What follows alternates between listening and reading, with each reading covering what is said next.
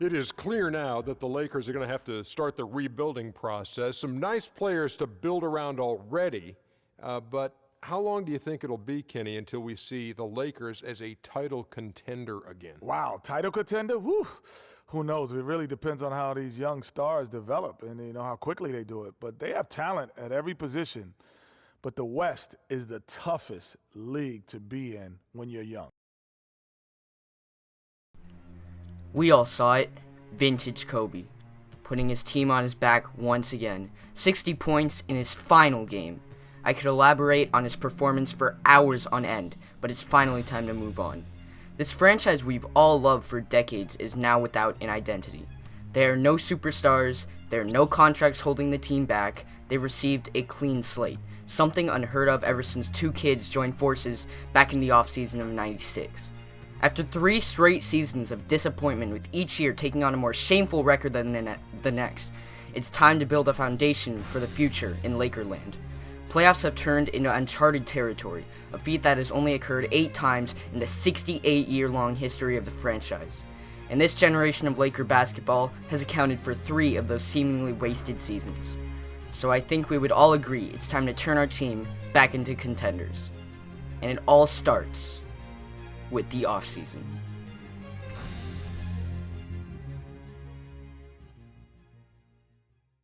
The first step to this Laker offseason should be drafting Brandon Ingram, the small forward out of Duke, with the 2nd pick.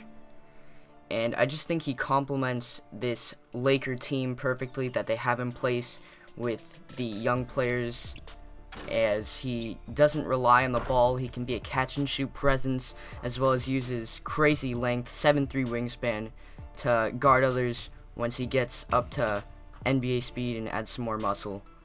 And I just think the pick should be Ingram. In the event that Simmons goes number 1 overall, you should hear Adam Silver saying this on draft night. With the 2nd pick in the NBA draft, the Los Angeles Lakers select Brandon Ingram from Duke University. And now for Julius Randle's team option, a no-brainer for the Lakers to accept. And you can see his jump shot. I really want to see him improve on that next year, as last year was pretty inconsistent. And it's going to be necessary for him as an undersized power forward to work that into his game, because he can't just drive it down their throats every time down as he did in college. And he tried that this year in the NBA, but it was his rookie season practically, so we'll see. But Randle, he does have some nice passing abilities as well as athletic ability, despite what people give him credit for. And now for Brandon Bass. As we know, he declined his player option, but I think the Lakers should give him another shot on a short-term deal similar to the one you are seeing on your screen right now. And Brandon Bass last year, he surprised me. He had some nice defensive assets off the bench, as well as hitting some mid-range jumpers, which I expected there.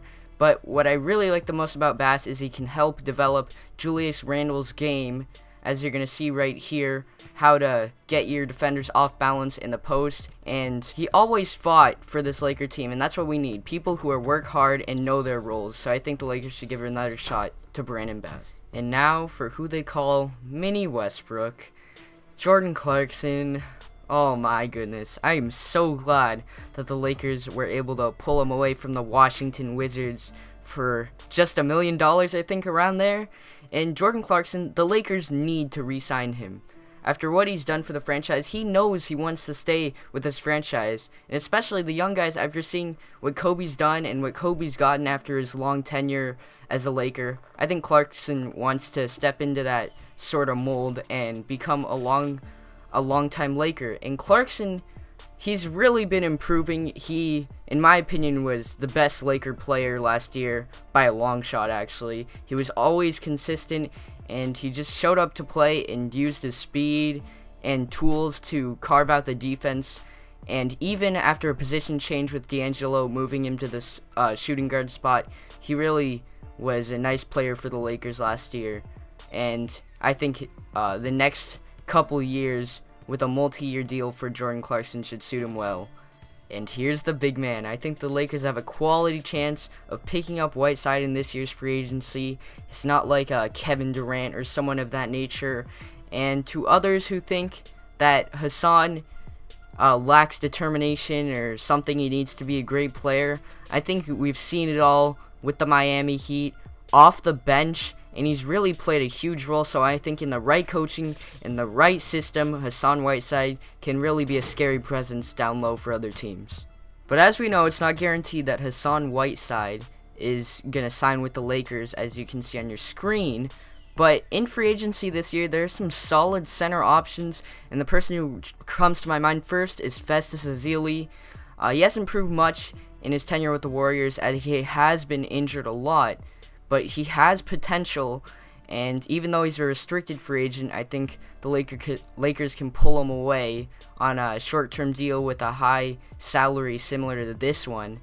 But Ezeli can become that kind of Hassan Whiteside light for a short time and see if he can stay healthy for the Lakers.